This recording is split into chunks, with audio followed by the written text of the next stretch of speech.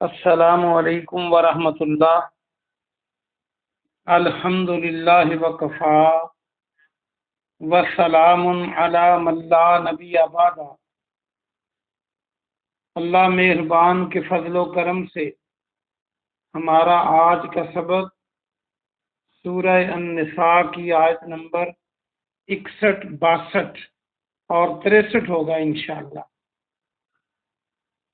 اعوذ باللہ من الشیطان الرجیم، بسم اللہ الرحمن الرحیم۔ وَإِذَا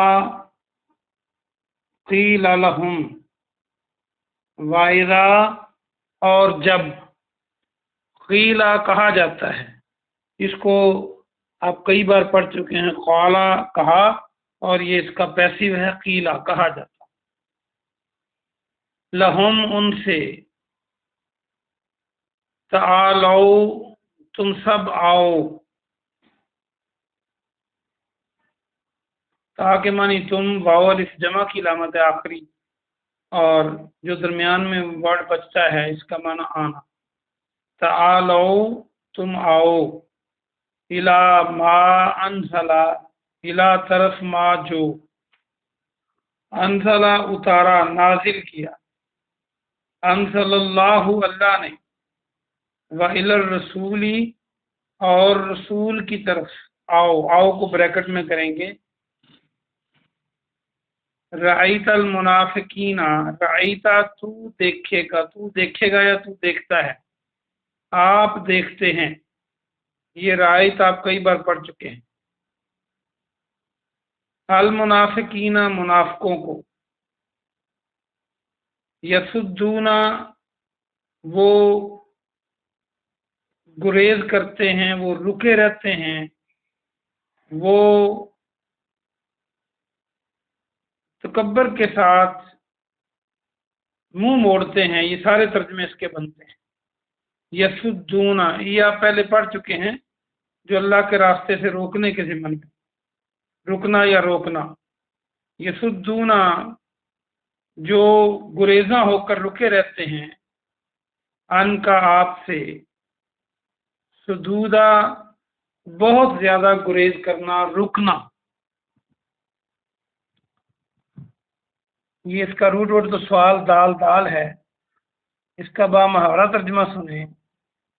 اور جب کہا ان سے کہا جائے کہ تم سب اس کی طرف آؤ جو اللہ نے نازل کیا، اور رسول کی طرف، یعنی محمد رسول اللہ صلی اللہ علیہ وسلم کی طرف، تو آپ دیکھتے ہیں منافقوں کو کہ وہ آپ سے بہت گریزاں رہتے ہیں، وہ آپ سے رکے رہتے ہیں۔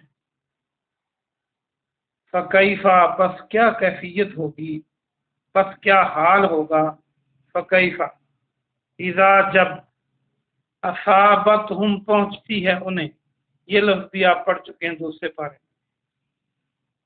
اصابتہم مصیبہ کوئی مصیبت، بما اس وجہ سے جو، قدمت آگے بھیجا، یہ قدمت کو یاد رکھنے کے لیے اردو کا لفظ مقدم یا تقدیم، یا قدم اٹھانا بھی، ہم قدم اٹھاتے ہیں تو آگے کو اٹھاتے ہیں، مقدم جسے سمجھتے ہیں اسے باقیوں سے آگے سمجھتے ہیں۔ قدمت ایدیہم ان کے ہاتھوں نے، ثم جاؤک پھر آپ کے پاس آتے ہیں، یحلفون باللہ حلف اٹھاتے ہوئے اللہ کا۔ حلف ہم اردو میں بھی بولتے ہیں ہا لام سے، الفیہ بیان سے یاد رکھ لیں آپ اس کو، کیونکہ یا جو ہے شروع میں یہ اس کا معنی وہ، اور واو نون جمع کی علامت ہے۔ یحلفون وہ قسمیں کھاتے ہیں اللہ کی، ان نہیں، اردنا ہم نے ارادہ کیا، اللہ مگر، احسانم و توفیقا احسان کا، بھلائی کا، اور موافقت کا۔ توفیق کو دیکھیں تو میم واو الف فے قاف تے لگا دیں موافقت بن جائے گا۔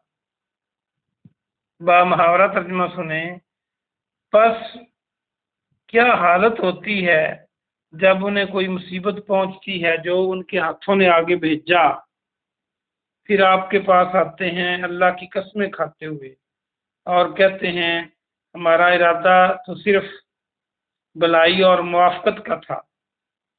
اولئک الذین، یہی وہ لوگ ہیں، یعلم اللہ، جانتا ہے اللہ، یعلم علم عین لام میم آپ پہلے پڑھ چکے، ما فی قلوبہم جو ان کے دلوں میں ہے، فاعرض پس تو اعراض کر، پس آپ اغماض کریں، پس آپ منہ پھیرے رکھیں، پس آپ زیادہ نوٹس نہ لیں، فاعرض عنہم ان سے،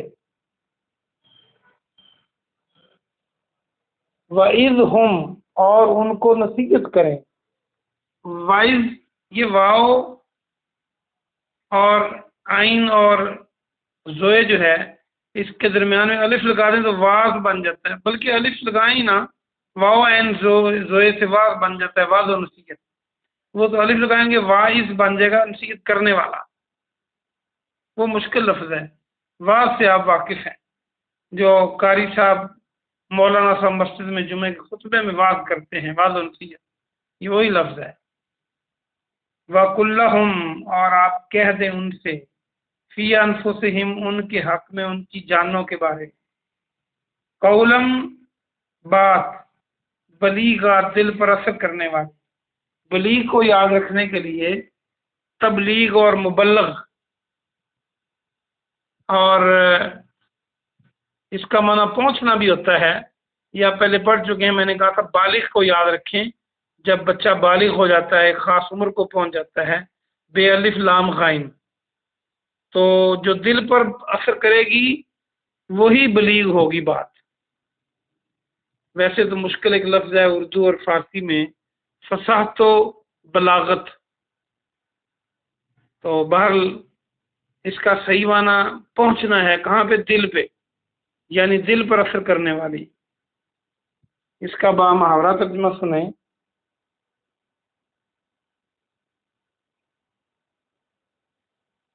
یہ وہی لوگ ہیں جن کے دلوں کو اللہ جانتا ہے، یعنی جو کچھ ان کے دلوں میں ہے اسے اللہ جانتا ہے۔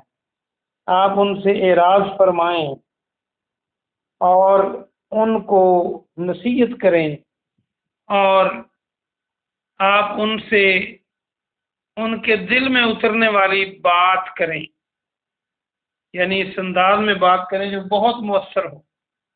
یہ آج کا سبق ہے، آئیے ہم اس کی تفسیر دیکھتے ہیں۔ واپس آ جائیے آیت نمبر 61 پر، 61 پر۔ اللہ سبحانہ و تعالی آج کے سبق میں پچھلے سبق کو جاری رکھے ہوئے ہے، جس میں منافقوں کی بات ہو رہی تھی کہ وہ آپ کو چھوڑ کر فیصلے کسی اور سے کرواتے ہیں۔ اصل میں بات یہ ہے کہ جب انہیں یقین ہوتا کہ ہمارے حق میں فیصلہ آپ دیں گے تو آپ کی طرف آتے، جب انہیں شک شبہ ہوتا کہ شاید ہمارے حق میں نہ ہو کیونکہ ہم سچے نہیں ہیں اس معاملے میں، تو پھر وہ دائیں بائیں جاتے تھے۔ تو یہ منافقت کی علامت ہے، یہ آج بھی کوئی کرے اس طرح تو وہ منافقت سے نہیں بچ سکتا۔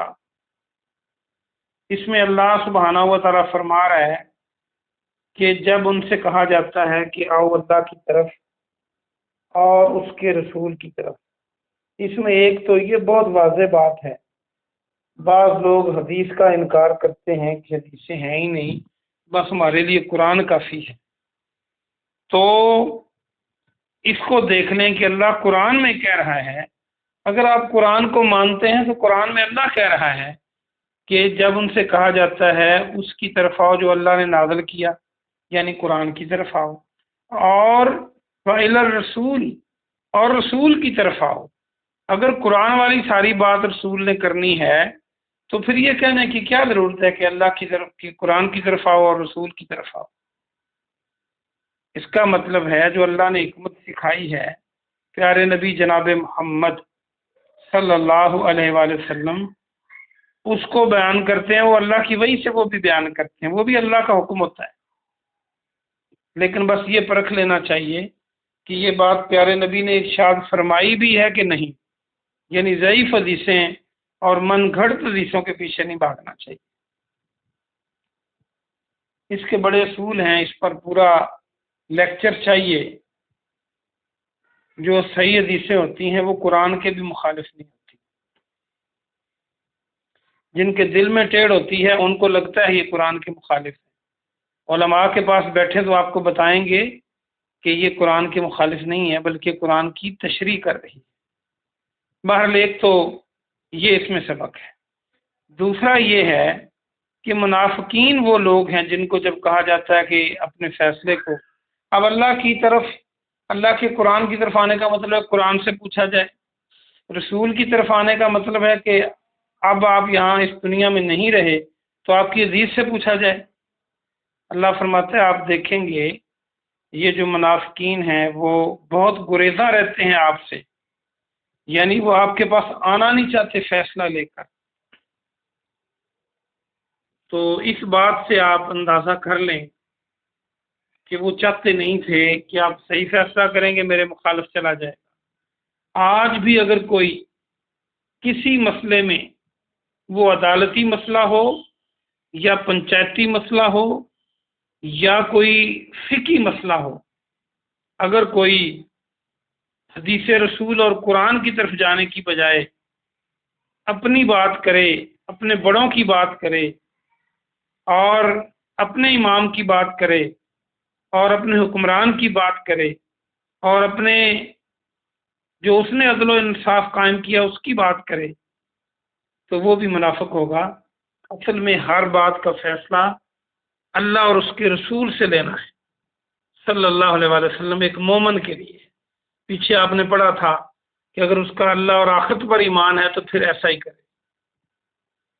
آگے فرمایا کہ جب ان کو کوئی مصیبت پہنچتی ہے تو ان کی کیا کیفیت ہوتی ہے، یعنی وہ جب فیصلہ اپنی مرضی کا کسی اور کی طرف لے جاتے ہیں اور پھر ان کے اس فعل کی وجہ سے، چونکہ وہ وہی نہیں ہوتا، وہی کوئی اور فیصلہ کرے گا، وہ غلط بھی ہو سکتا ہے، درست بھی ہو سکتا ہے۔ تو اگر وہ مصیبت میں پھنس جائیں تو پھر ان کی حالت دیکھنے والی ہوتی ہے، اور پھر وہ قسمیں کھاتے ہیں اللہ کی آ کر آپ کے پاس کہ ہمارا ارادہ وہاں پر جانے کا صرف بلائی اور موافقت کا تھا، ہمارا یہ قطعاً ارادہ نہیں تھا کہ آپ کے پاس فیصلہ نہ لائیں، بہانے بناتے ہیں۔ تو یہ یہاں پہ ایک اور لفظ جو ہے کہ جو ان کے ہاتھوں نے آگے بھیجا ہو، یہ تو محاورتاً بات ہوئی ہے، عام طور پہ ہم زیادہ کام ہاتھوں سے کرتے ہیں، ادروائز جسم کے جس حصے سے بھی کوئی کام کیا جائے وہ لکھا جاتا ہے۔ اگر وہ اللہ اور اس کے رسول کی مرضی کے مطابق ہے تو اس کا بہتر اجر ہے، اگر آپ کی مخالفت ہے اللہ اور اس کے رسول کی تو پھر اس کی پوچھ ہے۔ تو ہاتھوں کا ذکر اس لیے کہا کہ ہاتھوں سے ہم عام طور پہ زیادہ کام سر انجام دیتے ہیں۔ جس طرح ہم محاورتاً کہتے ہیں کہ فلاں بندے کا دل بدل گیا ہے یا اس بندے کی نظریں بدل گئی ہیں، اب صرف آنکھیں نہیں بدلی ہوتی، وہ بندہ ویسے بدل گیا ہوتا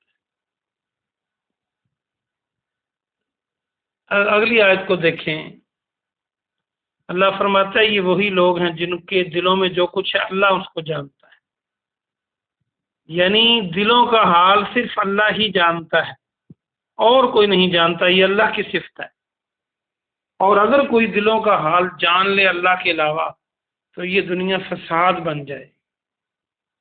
آپ کے معاملات جتنے بھی لوگوں کے ساتھ ہوتے ہیں، آپ کسی کو ناپسند کر رہے ہوتے ہیں، جب وہ بات کرتا ہے، کوئی چیز لینے آتا ہے، آپ کے دل میں جو خیالات اٹھتے ہیں، اگر اس کو بھی پتہ چل جائے، خواہ وہ بھائی ہو، رشتہ دار ہوں، تو یہ دنیا کا نظام قائم نہ رہے۔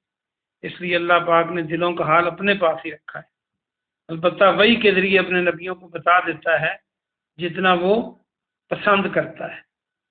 آپ کو اللہ فرما رہا ہے کہ آپ اعراض کریں، آپ زیادہ نوٹس نہ لیں ان کا، بس ان کو وعظ و نصیحت کریں اور نہایت مؤثر انداز میں ان کو اللہ کی بات بتائیں تاکہ ان کا فائدہ ہو۔ اللہ پاک سے دعا ہے کہ اللہ پاک آپ کو اور مجھے عمل کی توفیق عطا فرمائے۔ سبحان ربک رب العزت عما یصفون وسلام علی المرسلین والحمد للہ رب العالمین۔